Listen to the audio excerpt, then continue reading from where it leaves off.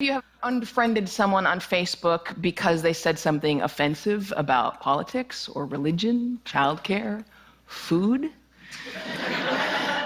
And how many of you know at least one person that you avoid because you just don't want to talk to them? You know, it used to be that in order to have a polite conversation, we just had to follow the advice of Henry Higgins in My Fair Lady, stick to the weather and your health. But these days, with climate change and anti-vaxxing, those subjects are not safe either. So this world that we live in, this world in which every conversation has the potential to devolve into an argument, where our politicians can't speak to one another, and where even the most trivial of issues have someone fighting both passionately for it and against it, it's not normal. Pew Research did a study of 10,000 American adults, and they found that at this moment we are more polarized, we are more divided than we ever have been in history. We're less likely to compromise, which means we're not listening to each other, and we make decisions about where to live, who to marry, and even who our friends are going to be based on what we already believe. Again, that means we're not listening to each other. A conversation requires a balance between talking and listening, and somewhere along the way we lost that balance. Now, part of that is due to technology, the smartphones that you all either have in your hands or close enough that you could grab them really quickly. According to Pew Research, about a third of American teenagers send more than 100 texts a day. And many of them, almost most of them, are more likely to text their friends than they are to talk to them face to face. There's this great piece in The Atlantic. It was written by a high school teacher named Paul Barnwell. And he gave his kids a communication project. He wanted to teach them how to speak on a specific subject without using notes. And he said this: I came to realize that conversational competence might be the single most overlooked skill we fail to teach. Kids spend hours each day engaging with ideas and each other through screens, but rarely do they have an opportunity to hone their interpersonal communication skills. It might sound like a funny question, but we have to ask ourselves, is there any 21st century skill more important than being able to sustain coherent, confident conversation? Now, I make my living talking to people. Nobel Prize winners, truck drivers, billionaires, kindergarten teachers, heads of state, plumbers. I talk to people that I like, I talk to people that I don't like, I talk to some people that I disagree with deeply on a personal level, but I still have a great conversation with them. So I'd like to spend the next 10 minutes or so teaching you how to talk and how to listen. Many of you have already heard a lot of advice on this. Things like look the person in the eye, think of interesting topics to discuss in advance, nod and smile to show that you're paying attention. Repeat back what you just heard or summarize it. So I want you to forget all of that. It is crap. There is no reason to learn how to show you're paying attention if you are, in fact, paying attention. Now, I actually use the exact same skills as a professional interviewer that I do in regular life. So I'm going to teach you how to interview people, and that's actually going to help you learn how to be better conversationalists. Learn to have a conversation without wasting your time, without getting bored, and please God, without offending anybody. We've all had really great conversations. We've had them before. We know what it's like. The kind of conversation where you walk away feeling engaged and inspired, or where you feel like you've made a real connection, or you've been perfectly understood. There is no reason why most of your interactions can't be like that. So I have 10 basic rules. I'm going to walk you through all of them, but honestly, if you just choose one of them and master it, you're already going to enjoy better conversations. Number 1, don't multitask. And I don't mean just set down your cell phone or your tablet or your car keys or whatever's in your hand. I mean, be present. Be in that moment. Don't be thinking about your argument you have with your boss. Don't be thinking about what you're going to have for dinner. If you want to get out of the conversation, get out of the conversation. But don't be half in it and half out of it. Number 2, don't pontificate. If you want to just state your opinion without any opportunity for response or argument or pushback or growth, write a blog. No, there's a really good reason why I don't allow pundits on my show, because they're really boring.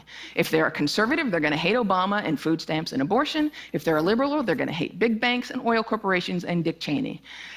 Totally predictable. And you don't want to be like that. You need to enter every conversation assuming that you have something to learn. The famed therapist Eb Scott Peck said that true listening requires a setting aside of oneself. And sometimes that means setting aside your personal opinion. He said that sensing this acceptance, the speaker will become less and less vulnerable and more likely to open up the inner recesses of his or her mind to the listener. Again, assume that you have something to learn. Bill Nye, everyone you will ever meet knows something that you don't. I put it this way: everybody is an expert in something. Number 3, use open-ended questions. In this case, take a cue from journalists. Start your questions with who, what, where, when, why, or how. If you put in a complicated question, you're going to get a simple answer out. If I ask you, were you terrified? You're going to respond to the most powerful word in that sentence, which is terrified, and the answer is, yes, I was, or no, I wasn't. Were you angry? Yes, I was very angry. Let them describe it. They're the ones that know. Try asking them things like, what was that like? How did that feel? Because then they might have to stop for a moment and think about it, and you're going to get a much more interesting response. Number 4, go with the flow. That means thoughts will come into your mind, and you need to let them go out of your mind. We've heard interviews often in which a guest is talking for several minutes, and then the host comes back in and asks a question which seems like it comes out of nowhere, or it's already been answered.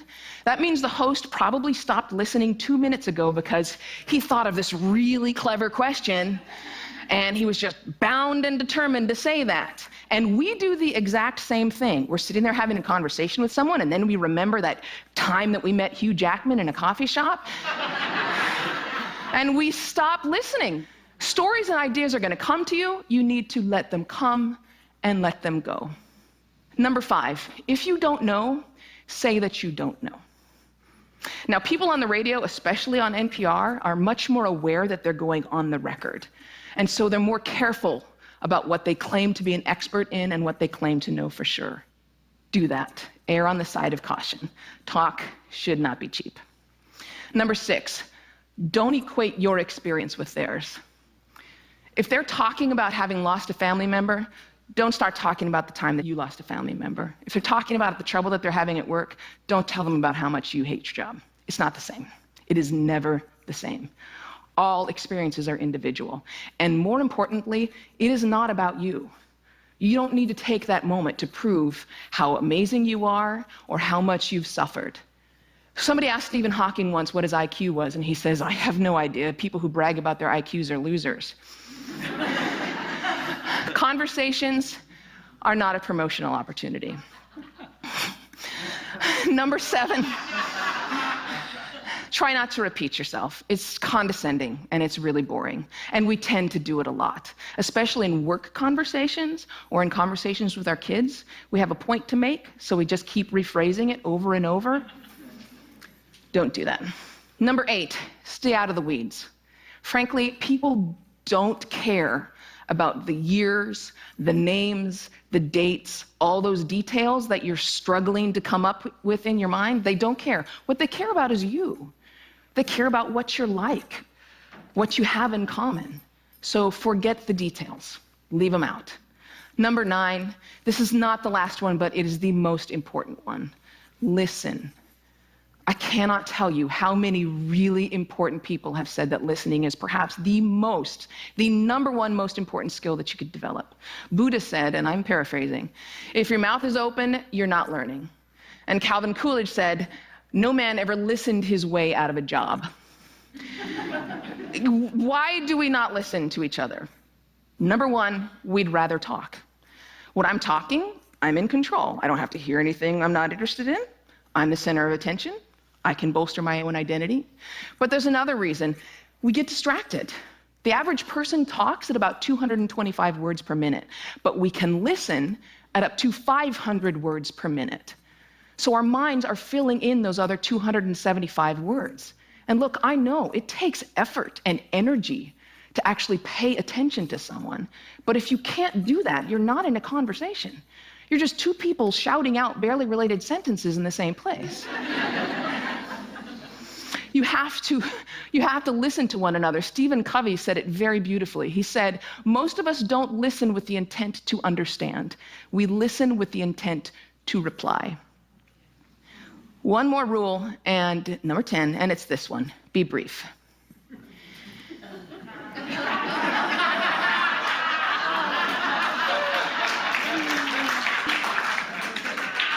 All of this boils down to the same basic concept, and it is this one: be interested in other people. You know, I grew up with a very famous grandfather, and there was kind of a ritual in my home.